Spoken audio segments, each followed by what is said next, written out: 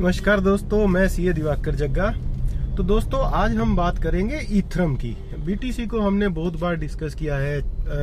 अपनी जो crypto report होती हैं उसमें हम डेली बेसिस पे ऑलमोस्ट डिस्कस करते हैं। आज थोड़ा ईथरम के बारे में भी बात करते हैं। हालांकि हमने उस पर पहले भी वीडियो बनाई हुई है, आप गूगल पे सर्च कर सकते हैं। लेकिन थोड़ा और ईथरम पे आज एक बार हमारे नए दर्शकों के लिए एक गो थ्रू करते हैं कि ईथरम है क्या। तो दोस्तों 2008 में जब बिटकॉइन कंसेप्चुलाइज हुआ और 2009 में बीटीसी सर्कुलेशन में आना शुरू हो गया था, तो एक जो ब्लॉकचेन टेक्नोलॉजी बन के सामने आई, जो सातोशी नाकामोटो ने बनाई थी, वो एक बहुत अच्छी टेक्नोलॉजी थी।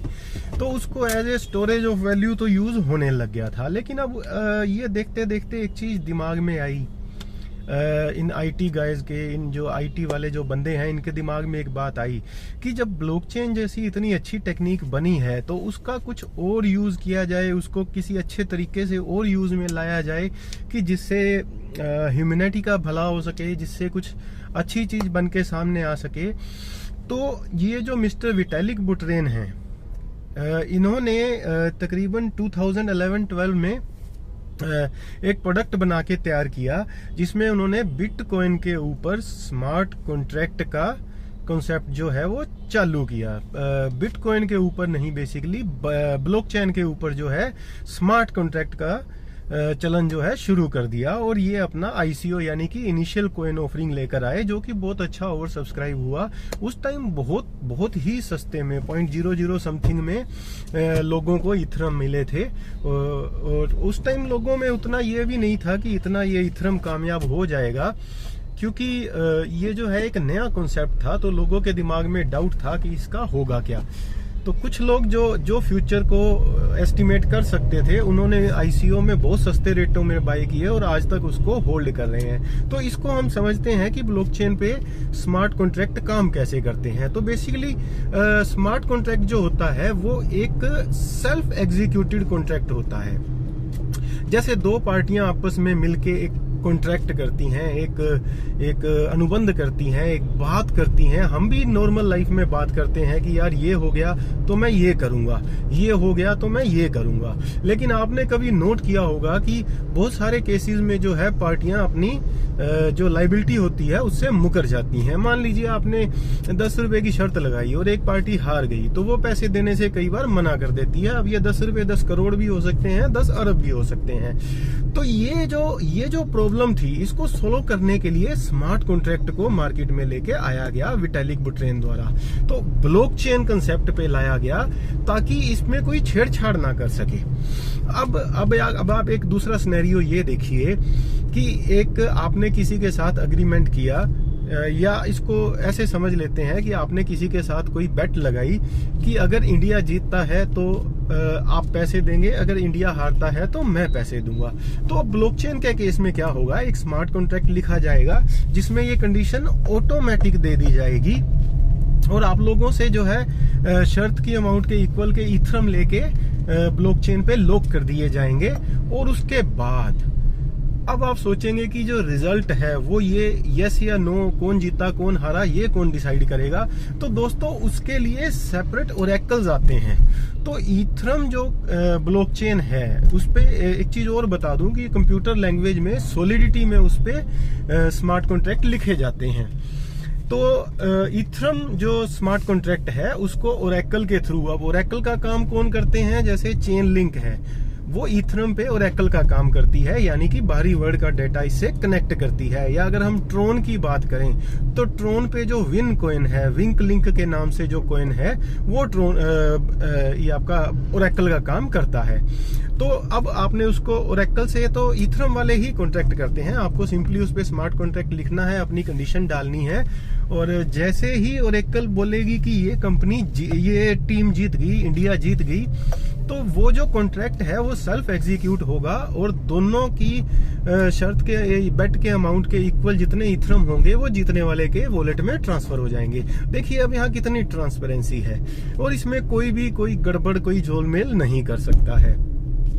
तो ये कॉन्सेप्ट जो है शुरुआत में इनिशियल स्टेज में था। अब धीरे धीरे इसको जो है और ज्यादा आप ये सोचिए कि बैंकिंग में, इंडस्ट्री में, कॉरपोरेट में गवर्नमेंट सेक्टर में सब जगह ब्लॉकचेन या स्मार्ट कॉन्ट्रैक्ट को इंट्रोड्यूस किया जाएगा। ये चीज कंफर्म है, ये फ्यूचर है, इसको समझ लेना जरूरी है। यहाँ मैं आपको एक बात और बता दूं कि कंबोडिया के नाम से एक कंट्री है जिन्होंने अपना सारा लैंड रिकॉर्ड जो है ब्लॉकचेन पे ट्रांसफर कर दिया है और उसमें XRP जो है उनकी हेल्प करता है। XRP जो लेजर है उस पे इन्होंने अपना सारा जो है लैंड रिकॉर्ड ट्रांसफर कर दिया है। अब कोई भी लैंड का जो बाय सेल होगा कंबोडिया में उसको XRP लेजर पे लिखा जाएगा। तो दोस्तों ये जो स्टोरी है ये है इथरम की। अब इतना शानदार, और इसमें एक चीज और बता दूं कि इसमें ब्लॉकचेन के टॉप पे एक इलेक्ट्रॉनिक वर्चुअल मशीन भी डाली गई जो इन सारे कॉन्ट्रैक्ट्स को एग्जीक्यूट करती है। तो ये जो बिटकॉइन की ब्लॉकचेन है और जो इथरम की ब्लॉकचेन है उसमें एक जो मेजर फर्क है वो है EVM, इलेक्ट्रॉनिक वर्चुअल मशीन, जिसपे सॉलिडिटी लैंग्वेज में स्मार्ट कॉन्ट्रैक्ट्स जो हैं वो डैप्स उनको बेसिकली बोला जाता है, वो सेल्फ एग्जीक्यूट होते हैं। और फिर डैप के बाद डिसेंट्रलाइज्ड फाइनेंस भी जो है वो इसी तर्ज पे काम करता है। आपका NFTs हैं वो भी इसी तर्ज पे काम करते हैं। तो इस तरह जो है इथरम ने एक तरह से रेवोल्यूशन ला दिया और दूसरे नंबर की क्रिप्टो करेंसी बन गया। आज के टाइम में अगर आप देखेंगे तो स्टोरेज ऑफ वैल्यू यानी कि बिटकॉइन टाइप की ब्लॉकचेन बिल्कुल भी नहीं आ रही है, क्योंकि बिटकॉइन जो है उसने वो मुकाम हासिल कर लिया है। तो अब स्टोरेज ऑफ वैल्यू की बजाय जितनी भी ब्लॉकचेन आ रही हैं वो सारी इलेक्ट्रॉनिक वर्चुअल मशीन पे बेस्ड हैं। यानी कि अगर आप कार्डानो की बात करो, सोलाना की बात करो, आप मैटिक की, पॉलीगॉन की बात करो, आप इंटरनेट कंप्यूटर प्रोटोकॉल की बात करो, आप जितनी भी ब्लॉकचेन की बात करोगे सारी EVM बेस्ड हैं। जो वैल्यू स्टोरेज के लिए जो बिटकॉइन टाइप वाली ब्लॉकचेन थी वो उस टाइम शुरू में चली थी, और उसके बाद आपका ये bitcoin cash, ABC, light coin, इस तरह बहुत सारे जो कॉइन है वो वैल्यू स्टोरेज ऑफ वैल्यू के कॉन्सेप्ट पे बनाए गए थे। लेकिन EVM कॉन्सेप्ट आने के बाद उसको जो है पूछना बंद कर दिया गया। पूछना बंद नहीं कर दिया गया, बेसिकली BTC उसमें किंग बन गया।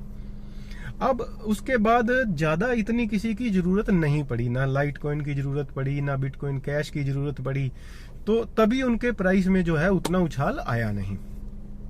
तो अब करते हैं कि इथरम का फ्यूचर क्या है। अगर हम इसको बड़े ध्यान से देखें और जो मैंने अभी आपको बताया उसको अगर हम समझें, तो इथरम का जो ब्लॉकचेन है और उसके ऊपर जो इलेक्ट्रॉनिक वर्चुअल मशीन है वो फ्यूचर है।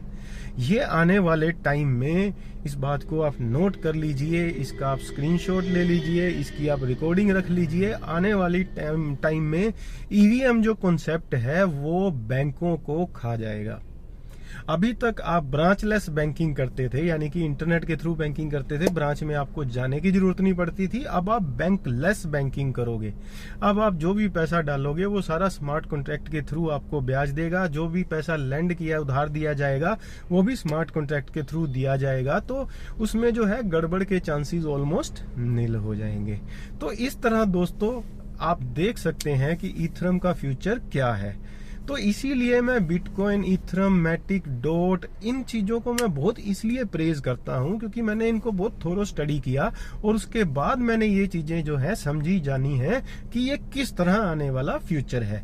और अगर मैं इसके प्राइस की बात करूं तो दोस्तों $10,000 का भी अगर एक इथरम हो जाता है तो मेरे हिसाब से वो भी प्राइस अभी कम है। तो वेट करते हैं $10,000 के आने तक और फिर उसके बाद आगे उसका जो भी होगा उसको डिस्कस करेंगे। तो दोस्तों जुड़े रहो क्रिप्टो की ऑथेंटिक जानकारी के लिए। धन्यवाद।